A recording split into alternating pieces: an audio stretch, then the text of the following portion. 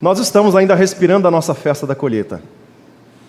Eu não sei qual é a colheita que você teve e tem motivos para agradecer a Deus. Mas fato é que a humanidade, ela tem se transformado em pessoas muito ingratas. Eu não sei se você é uma pessoa ingrata, mas dá para você fazer alguns testes. Exemplo, tem pessoas, quando a pessoa é predominantemente ingrata, ela sempre observa o que não aconteceu, mas não o que aconteceu. Ela valoriza muito mais a perda do que a conquista.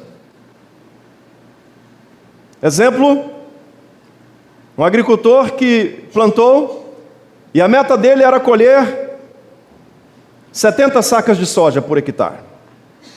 Mas ele colheu 65. Aí ele reclama porque colheu 5 a menos. Mas 65 é muito mais do que 5. É aquela pessoa que ela sempre observa as coisas que não aconteceram e sim as coisas que aconteceram. E vice-versa. E quanto mais nós vamos vendo pregadores manipulando a Bíblia e ensinando que a partir do momento que você vem para Deus, você vai ter tudo o que você quer, essa maldição chamada teologia da prosperidade tem formado uma geração de pessoas insatisfeitas, de pessoas não gratas a Deus. Porque quando nós olhamos esse aspecto da gratidão a Deus, se formos bastante honestos, o que nós merecemos de Deus? Nada. Absolutamente nada. Sabe o que nós merecemos de Deus? Fogo do inferno. Sabe o que nós merecemos de Deus? Que Ele mande um outro dilúvio e acabe com todo mundo. Sabe o que nós merecemos de Deus? Que Ele jogue um raio sobre nossa cabeça e nos extermine, não apenas o corpo, mas a alma também.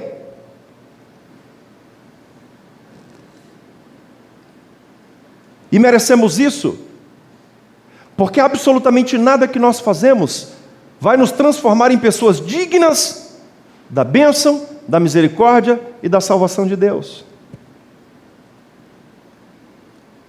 E talvez alguns de vocês que vieram no nosso culto da colheita ontem devem ter pensado assim: eu não tenho muita coisa para agradecer não, porque o ano que se passou foi um ano difícil na minha vida. Foi um ano em que eu não conquistei o que eu queria. Foi um ano que eu não venci do jeito que eu queria. Foi um ano que eu não consegui alcançar as minhas metas da forma como eu queria. Mas você está vivo. Amém? Amém? Mas você passou um ano, glória a Deus. Você não conquistou a sua meta, mas quem sabe você chegou perto, ou você chegou na metade, ou pelo menos você chegou até aqui. Hoje eu quero falar sobre as colheitas da vida. E essas colheitas da vida, elas fazem parte da vida de uma pessoa que só tem um coração cheio de gratidão a Deus para entender que mesmo sem merecer, Ele ainda se encolheu. Agora, nós vamos colher à medida que nós plantamos. 2 Coríntios capítulo 9, versículo 6.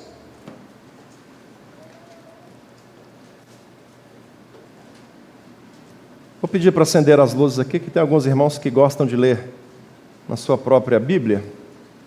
2 Coríntios 9, 6, diz assim: E isto afirmo, aquele que semeia pouco, pouco também ceifará.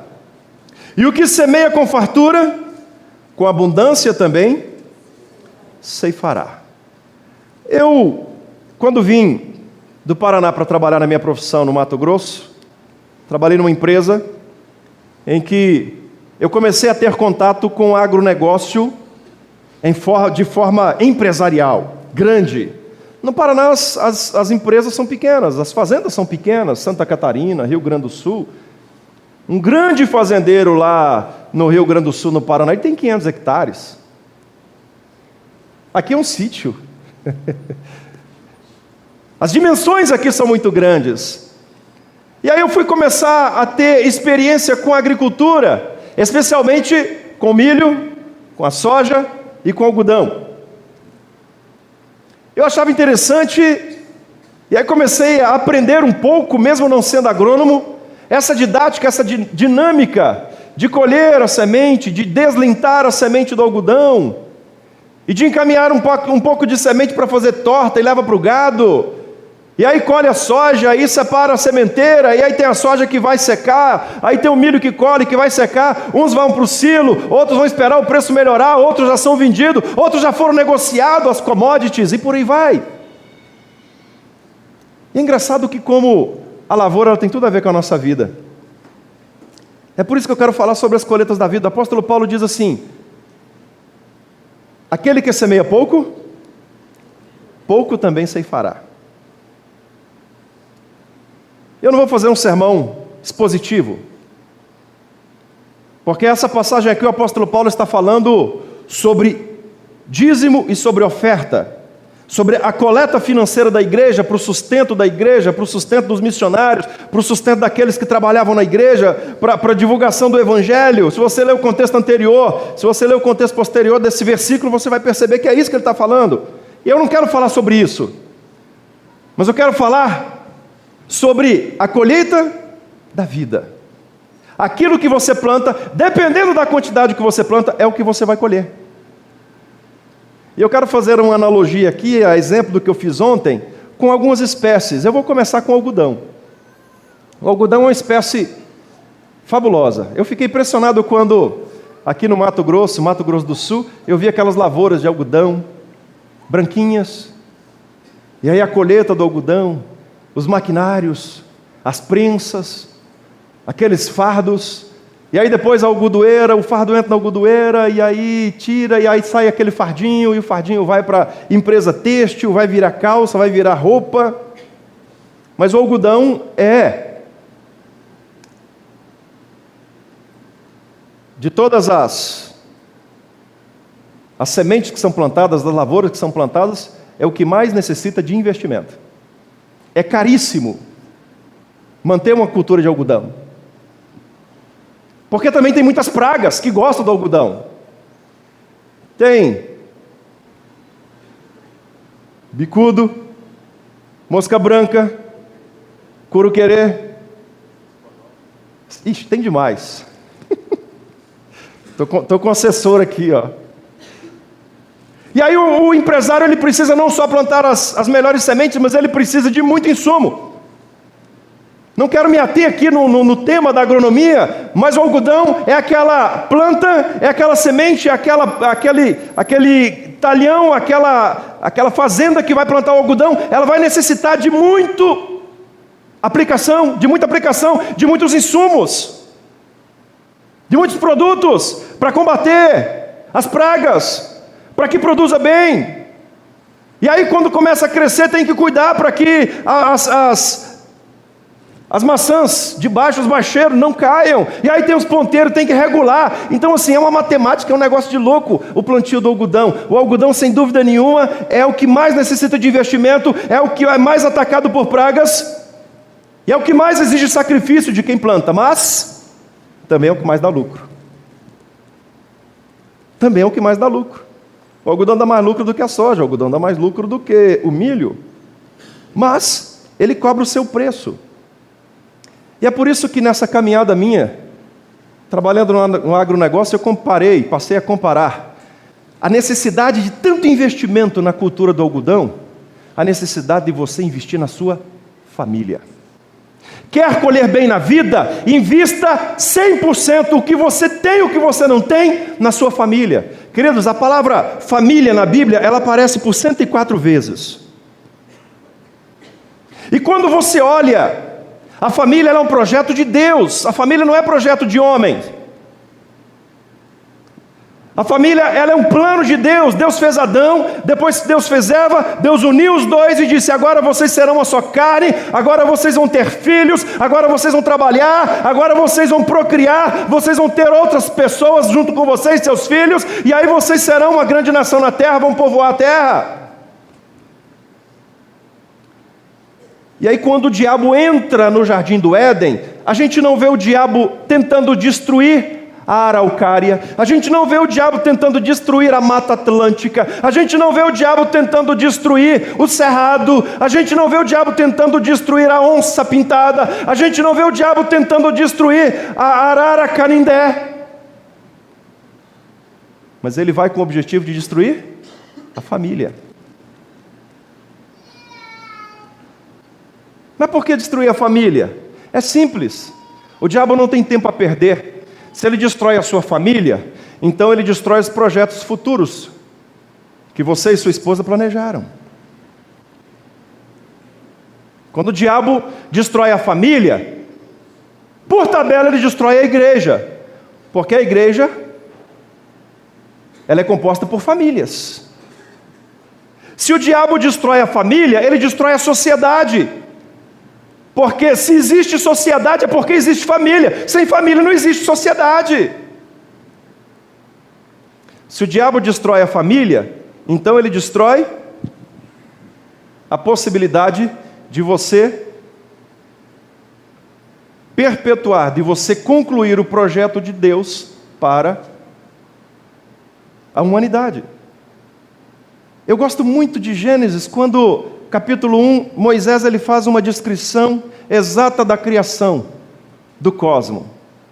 Ele cria um ecossistema, uma biodiversidade suficientemente capaz de comportar o ser humano. Deus não cria o ser humano primeiro para só depois criar a água, porque o ser humano precisa de água, 70% do nosso corpo é água. Deus não cria o ser humano primeiro antes de criar o sol, porque nós precisamos da luz do sol. Deus não cria o ser humano primeiro antes de criar o sol e as árvores, porque as árvores precisam da luz do sol para fazer a fotossíntese e liberar o oxigênio. Nós precisamos de oxigênio. Então primeiro Deus cria um ecossistema equilibrado para depois criar o ser humano e falar: vocês são obra-prima da minha criação. Então eu vou criar não um homem sozinho, não uma mulher sozinha. Agora eu vou criar um casal, homem e mulher. Como o diabo até hoje não conseguiu destruir a família, o que é que ele vem fazendo? Ele vem tentando disseminar que o padrão normal de família hoje pode ser homem e mulher, mas também pode ser homem e homem, ou pode ser mulher com mulher. E aí eu volto a citar, que eu citei aqui plano B para os jovens, passei um vídeo para eles do Dr. Enéas Carneiro. Antes de morrer ele deu uma entrevista num programa de televisão, e ele disse que se o homossexualismo fosse a forma correta de relacionamentos, então isso significaria a extinção da humanidade. Aí um jornalista da Rede Globo de televisão, que é o canal de televisão que mais quer empurrar a goela abaixo o homossexualismo como padrão correto de sociedade, falou assim: mas o senhor tem base científica para afirmar isso?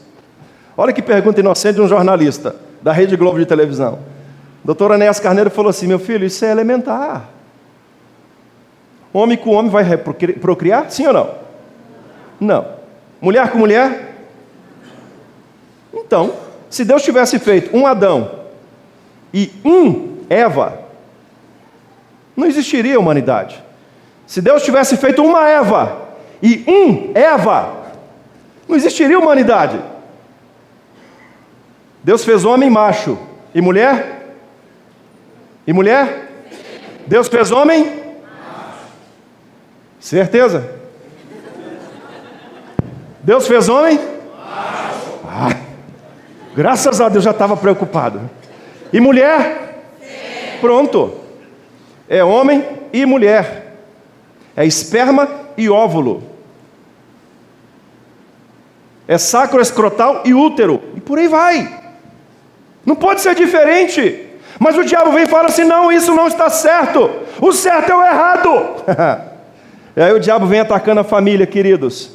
Aí quando o diabo não consegue destruir a família, não consegue colocar o homossexualismo em você e você, na sua esposa, e vocês já se casaram, e hoje vocês são marido e mulher, macho e fêmea, homem e mulher, e vocês têm filhos, aí ele começa a fazer o quê? Roubar o seu tempo. Porque aí você passa a não ter tempo mais para os seus filhos, e aí ele vai lá na escola e começa a ensinar na escola aqueles livretinhos que o MEC buscou lá no mais profundo abismo do inferno para ensinar às crianças as teorias sexuais.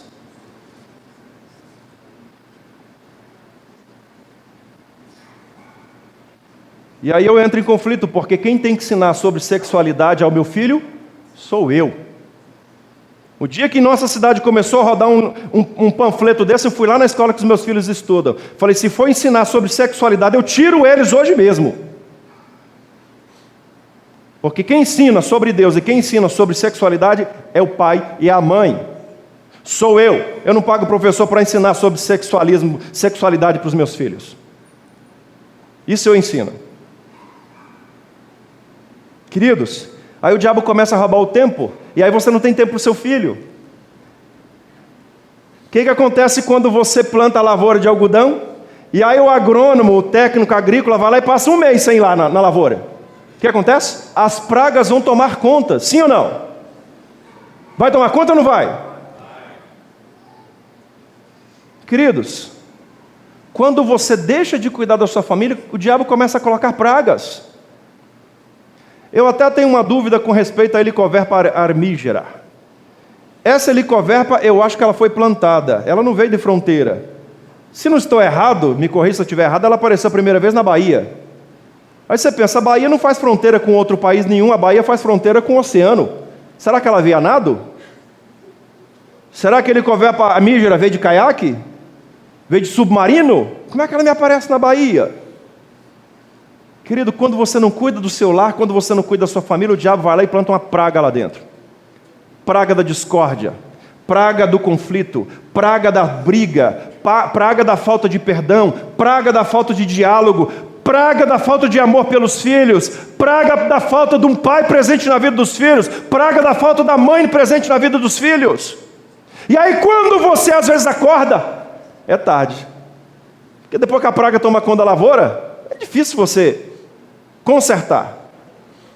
Depois que a lavoura ela já está consumida por pragas, é difícil, você vai ter que gastar mais. Talvez possa até ser que você colhe alguma coisa, mas não vai colher muito, porque você plantou pouco na sua família. Queridos, separe tempo para a sua família. Família é o maior bem que você tem. Diga, minha família é o maior bem que eu tenho. Lucas capítulo 12, versículo 39. Jesus Cristo nos adverte dizendo assim: sabei isso, se o pai de família soubesse que hora haveria de vir o ladrão, ele não cuidaria? Ele não vigiaria? Sabei isso, porém, se o pai de família soubesse a que horas haveria de vir o ladrão, ele vigiaria e não deixaria arrombar a sua casa.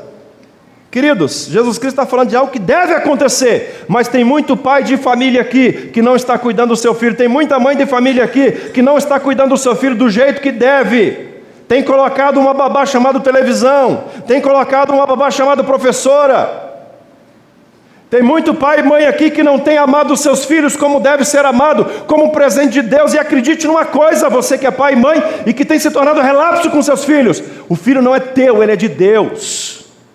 O filho é de Deus, é uma herança que ele deu para você cuidar, ele vai cobrar de você um dia. Enquanto você, pai, mãe, não vigia, o diabo entra na sua casa, rouba a felicidade. Tem muito marido, tem muito pai por aqui, que a meta na empresa é maior do que a família, de que a meta profissional é maior do que a família, do que a meta e a conquista financeira e os bens é maior do que a família, e ele está sacrificando a vida familiar, sacrificando o casamento, sacrificando os filhos, por causa de dinheiro, e o dinheiro não vai comprar a sua família de volta o dia que você perder ela. Siga o exemplo de Jesus, o exemplo que Jesus nos dá. Vigia, vigia. O algodão Eu comparo ele à família porque a família deve ser, de tudo que você tem, o que mais necessita de investimento. Quando eu falo investimento, não estou falando de dinheiro, não. Dinheiro não compra presença. Dinheiro não compra elogio. Dinheiro não compra o marido ajudar a esposa a lavar a louça no domingo. Dinheiro não compra o marido chegar para a esposa e falar assim: meu bem. Marido, fala para sua mulher e fala: meu bem. Olhando no olho dela, fala: meu bem. Domingo que vem, eu vou fazer um almoço para você. Acabou não. Depois do almoço, fala para ela: depois do almoço, eu vou lavar a louça. Agora dá um beijo nela. Para, gente. Pouca vergonha, um monte de marido beijando o rosto. Beijo na boca da sua mulher. Dá um beijo nela de novo na boca. Vocês acham que Deus vai ficar ofendido com isso? Vocês fazem coisa pior em casa e Deus vê tudo. Ele não vai se ofender com um beijinho na boca. Cuide da sua família. Amém? O algodão dá muito dinheiro. Mas se o agricultor investir, muito, pesado. Invista pesado na sua família, que você vai colher muito. Em nome de Jesus. Existe uma outra safra, existe uma outra planta, que eu admiro muito, tenho certeza que muitos agricultores também estão aqui, que é a soja. A soja é o grande coringa nas lavouras brasileiras. Talvez se o algodão não der bem, a soja ajuda a equilibrar as contas. E é engraçado que esse período, pelo menos que eu trabalhei nessa empresa no Mato Grosso, normalmente quando o algodão estava em alta, a soja estava em baixa. Mas quando o algodão ficava em baixa, a soja subia o preço. Uma coisa equilibrava, é o coringa das lavouras. Quem planta soja equilibra as suas contas, equilibra o solo, equilibra a cadeia produtiva. Sabe o que eu comparo a soja? A misericórdia. A misericórdia. Essa palavra misericórdia aparece 205 vezes na Bíblia. É uma virtude cristã que os cristãos têm para com os necessitados. Teoricamente. Por que nós vemos hoje uma geração de pessoas ensimesmadas? Esses dias faleceu um senhor, essa semana, atropelado aqui na nossa cidade. Sabe o que as pessoas estavam fazendo? Tirando foto. Senhor de 74 anos, atropelado. As pessoas tirando foto. Uma pessoa que faz isso, ela é completamente possuída por um demônio. Se você foi tirar foto lá, eu vou falar que você estava possuído pelo demônio na hora que você foi fazer aquilo. Porque é uma completa falta de misericórdia com a pessoa que morreu ali e com a família daquela pessoa. Já não basta a falta de misericórdia que a nossa cidade tem, que quando morre alguém atropelado tem que esperar 5 horas para vir técnico fazer perícia, lá do fim do mundo. Aí vai os endemoniados lá tirar foto.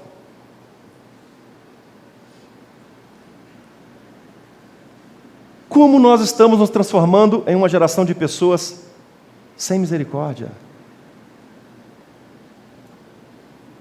Colossenses capítulo 3, versículo 12.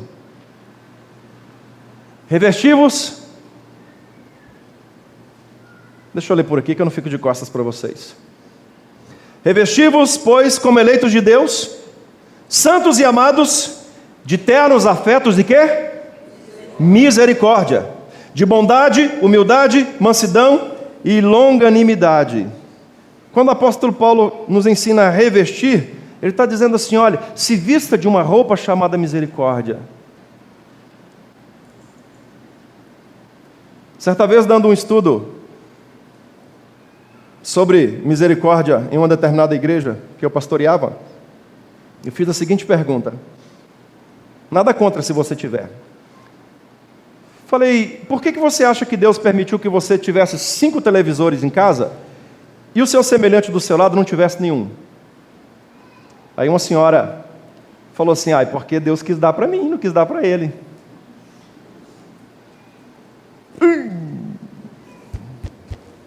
Entendeu nada. Falei, será que não seria para você ficar com 4 e dar uma para quem não tem condição?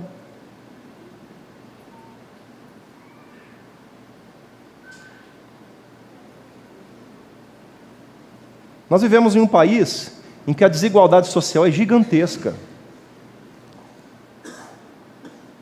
Segundo estudos, 50% de toda a renda brasileira está na mão de 5 mil famílias.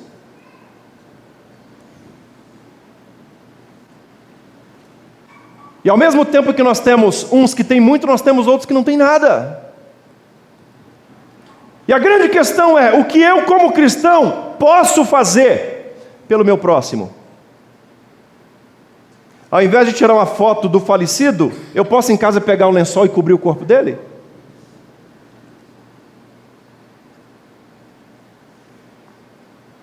Ao invés de ficar com 5 televisores, eu posso pegar um e dar para uma pessoa que não tem recursos, que não tem condição?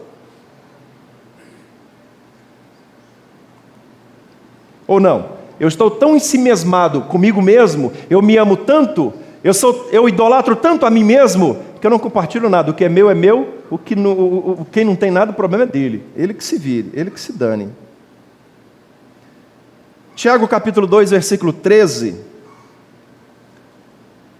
diz assim: porque o juízo é sem misericórdia para com aquele que não usou de misericórdia. Leia para mim.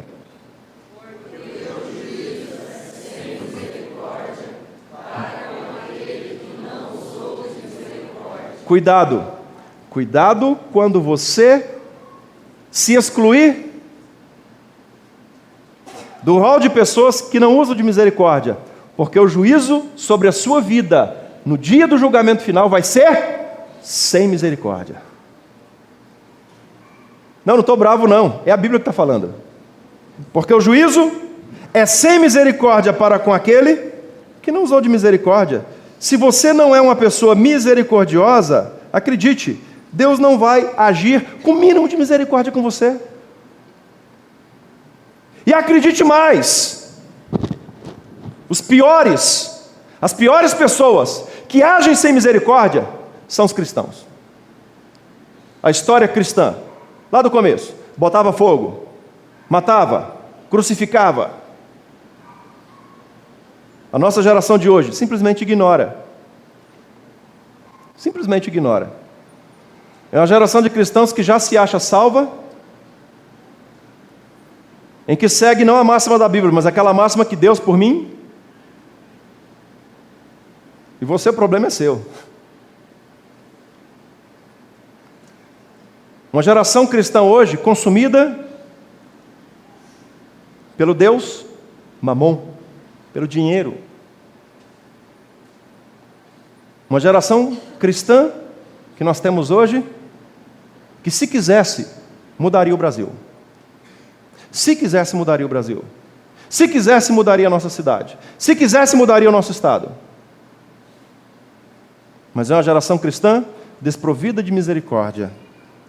Eu chamo a soja, comparo a soja à misericórdia, porque a soja, pelo menos no período que eu trabalhava no agronegócio, ela fazia esse equilíbrio. E é para isso que Deus te chamou. E é para isso que Deus te abençoa, para que você haja de misericórdia para com o seu próximo. Nós não podemos, queridos, ignorar os necessitados. Livro de Amós, capítulo 5, profeta Amós, versículo 14 e 15 diz assim: buscai o bem e não o mal, para que vivais, e assim o Senhor Deus dos exércitos estará convosco, como dizeis.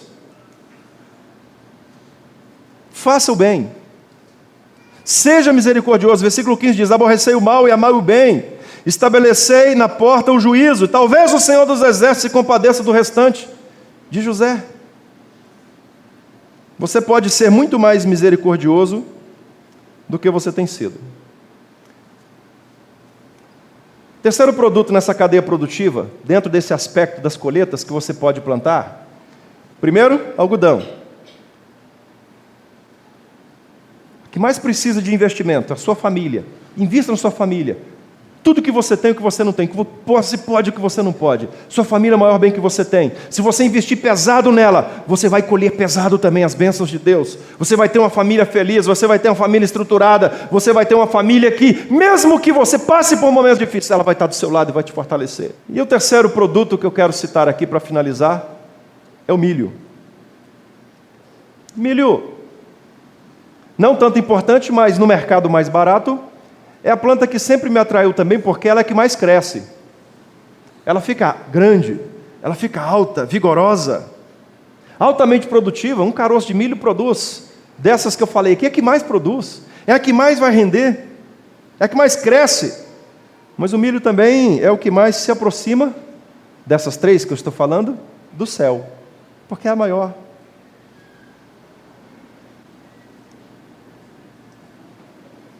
Talvez ela suba muito para pegar mais luz. Talvez ela suba muito para buscar a luz do sol. Para buscar as primeiras gotas de chuva. Quer ter colheitas na sua vida? Coloque Deus no centro do seu coração. Busque a Deus sobre todas as coisas. A palavra de Deus diz assim: buscar-me-eis e me achareis, quando me buscar de todo o vosso coração. Não deixe que as correrias malucas do seu dia a dia tomem o seu tempo em adorar a Deus todo dia. Fazer a sua devocional, de buscar a bênção de Deus. Você vai colher muitos frutos quando você buscar a Deus. Porque absolutamente nada que você venha fazer vai ser capaz de te fazer prosperar. Quanto se Deus estiver à frente de tudo aquilo que você faz, você vai prosperar. Você pode prosperar muito mais, você pode colher muito mais na sua vida, desde que Deus esteja no centro da sua vida, desde que Deus esteja no centro da sua busca, desde que Deus esteja no centro da sua história. Gênesis capítulo 17, versículo 1 e 2. Quando atingiu Abraão a idade de 99 anos, apareceu o Senhor e lhe disse: eu sou o Senhor, Deus Todo-Poderoso, anda na minha presença e ser perfeito. Versículo 2. Farei uma aliança entre mim e te multiplicarei extraordinariamente. Deus chama Abraão e diz assim: Abraão, eu quero fazer de você uma pessoa muito grande. Eu quero fazer de você uma pessoa que vai colher muito. Mas, anda na minha presença, sê perfeito e faça aliança comigo. Já conheci e conheço muitos cristãos que até amam a Deus, que até buscam a Deus, mas que não têm dificuldade nenhuma em romper a aliança de fidelidade com Deus para entrar em negócios escusos para ganhar dinheiro.